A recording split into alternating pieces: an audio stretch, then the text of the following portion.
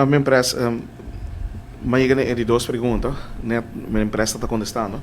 Então, é manejo novo que tinha agora aqui, então, hora que agora entregar um terreno, tem que mostrar prova, como tem, não sei, aprovação de banco.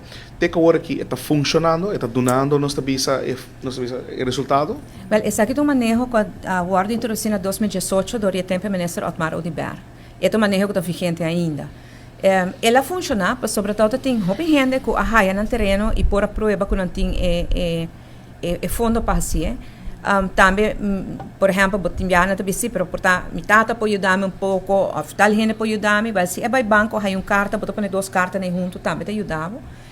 Honestamente, ultimadamente, mais pouco terreno a ordem do na, para sobra de todo o problema na cotina DEP, que nós temos que atender com a investigação, a tranca hópicos, escassidade personal é um problema hobby sério também.